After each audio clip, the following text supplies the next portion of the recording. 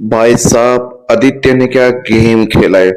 मतलब लिटरली अब ऐसा लगा था कि Aditya is some master plan. आज के एपिसोड अगर देखोगे तो लगेगा कि आदित्य ने ऐसा फंसाया है कि अर्जुन ना यहां से निकल सकता है, ना वहां से, ना यहां से, ना ऊपर से।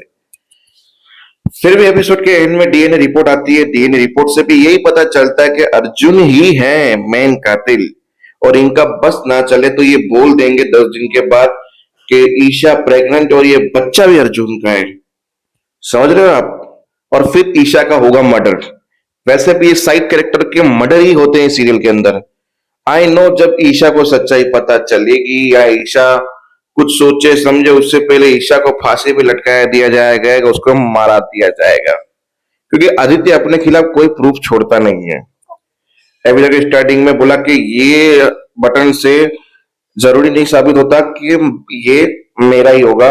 बोला पर ये हमने ही तुम्हें दिया था। बोला तुम लोगों ने मुझे दिया था पहनने के लिए, सही बात है, पर तुम लोगों ने मुझे बेइज्जत करके जब यहाँ से शादी से निकाला था उसी वक्त मैंने ये कोट फेंक दिया था और फेंकने के बाद मैं यहाँ से चला गया था। फिर काशी बीच में बोली वो कोट तो मैंने तुम्हें हाथ में वापस दिया था। आई नो काशी तुमने वो कोट मुझे वापस दिया था, पर मैंने वो कोट वापस से वहीं पे फेंक के चला गया था। तो बोला ठीक है, अब हमें ये बताओ कि तुम इतनी देर थे कहाँ? बोला मैं मेरे ऑफिस में था और ऑफिस में भी एक लोचा हो गया जिससे मैंने मैंने बोला क्या लोचा हो गया आपके ऑफिस में? बोला वो जो बारूद बंदूक ये सब थी वो चोरी हो गए, गार्ड बेहोश हो गए, ये वो। दीदी ने बोला था हम तुम्हारे सीनियर है, तुमने हमें इन्फॉर्म करना भी नहीं जरूरी समझा? बोला तुम्हारा भी सीनियर है, मैंने उनको इन्फॉर्म कर दिया था और उन्हें वहां पे बुला दिया था क्योंकि मुझे यहाँ पे जरूर थी। मिक्की ने मुझे फोन किया था कि यहाँ पे ऐसी सिचुएशन है तुम यहाँ पे आ जाओ। तो फिर मैं यहाँ पे आ गया और वहां पे सीनियर को इन्फॉर्म कर दिया था मैंने। बोला एक और झूठ तुझसे झूठी नहीं संभाली गई तुझसे, ये वो। बोला पहले हम उस जगह पे जाएंगे। अब उस जगह पे गए तो वो सीनियर खड़ा था। बोला अर्जुन ये मजाक चल रहा है यहाँ पे, तूने मुझे इन्फॉर्म करके ये बोला मुझे घर जाना है, इमरजेंसी है और यहाँ पे ऐसी सिचुएशन हुई है जहाँ पे सब कुछ चोरी हो चुका है, पर यहाँ पे तो कोई सामान चोरी नहीं हुआ, गार्ड बेहोश भी नहीं हुए। बोला कैसे बोल रहे हो? मैंने अपनी आंखों से देखा है। वापस अर्जुन पहुंचा तो सामान वापस अपनी जगह पे पड़ा था, गार्ड अपनी जगह पे ड्यूटी कर रहे थे। मतलब अर्जुन का पूरी तरह से कट गया। फिर गार्ड ने बोला आप हमारे पर इल्जाम लगा रहे हो, खुद यहाँ पे नहीं थे, आप आए, आपने वरुण वो जो सीनियर था आपने उनको भेज दिया आपने उसको, फिर आपने यहाँ पे रुके, फिर आपने बोला मुझे काशी मैडम के ऑफिस में बैठ रहा हूँ मैं क्योंकि मुझे पेपर वर्क करने हैं। आप मैं फिर 10 बजे वहां पे आपके पास आया पेपर पे साइन करवाने के लिए, तो आप थे ही नहीं उस केबिन में। यू आर राइट, मैं नहीं था केबिन में। मतलब आदित्य ने बोला तुम यहाँ पे थे ही नहीं, कितना झूठ बोलोगे तुम? बोला उसके पीछे भी अच्छा कहानी है। अच्छा और एक नई कहानी तुम बताओ। फिर बोला एक लड़की थी, मैं केबिन में काम कर रहा था, वो ये वो उसको छोड़ने गया, निशा उसका नाम था, इसका घर का एड्रेस ये था। बोला चलो निशा के घर पे चलते हैं। फिर सारी पुलिस और सारे लोग निशा के घर पे पहुंचे तो उसका पापा बाहर आया, फिर उसकी माँ बाहर आई, पर निशा बाहर ही नहीं आई। बोला कौन सी निशा, कौन निशा? बोला मैंने इसको यहीं पे ड्रॉप किया था, वो इसके घर के अंदर गई थी। बोला आपका दिमाग खराब है, आप किसी के घर की भी तहकीकात करोगे तो मैं तहकीकात करने दूंगा? यहाँ पे कोई निशा नाम की लड़की नहीं रहती है। वहां पे और झूठ पड़ा, पुलिस का फोन आया कि एक और सबूत मिला है, तो एक सबूत के लिए पुलिस स्टेशन पहुंचे।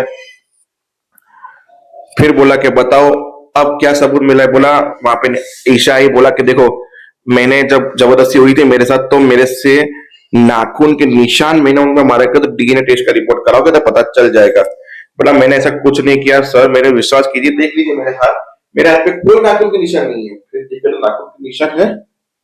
काशी बोली अब कौन सी कहानी बताओगे तुम? बोला मैं बताता हूँ, जब मैं निशा को घर पे छोड़ने गया, फिर निशा स्लीप हो रही थी, निशा ने मेरा हाथ पकड़ा तो उसके नाखून मेरे में आ गए। आपको डीएनए करो करो, ये निशा के ही है, मेरे ईशा के नहीं है। मैंने ईशा के साथ कोई जबरदस्ती नहीं की। मतलब दीजिए बोला यार ये इंसान कहानियों के ऊपर कहानियां बताए जा रहे हैं, हम उसकी कहानियों पर यकीन किए जा रहे हैं। ना उसके घर पे गए, ना निशा मिली, ना बारूद बंदूक चोरी हुए, ये हर चीज झूठ बोल रहा है।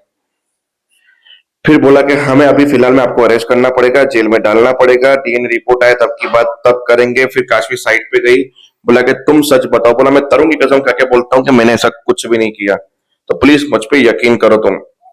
बोला तुम तरुण की कसम झूठी नहीं खाओगे।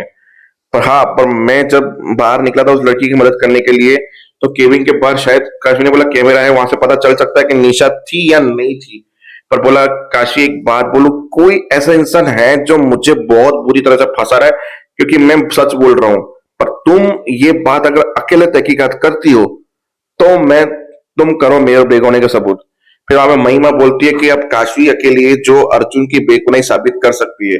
आदित्य बोला कि इसको अब दूर रखना होगा ताकि वो इस केस में इन्वॉल्व ना हो। महिमा बोलती है काशी इन्वॉल्व होगी केस में, क्योंकि अर्जुन की बेगुनाही साबित काशी ही कर सकती है और मैं मेरे पति को इस केस में फंसने नहीं दूंगी।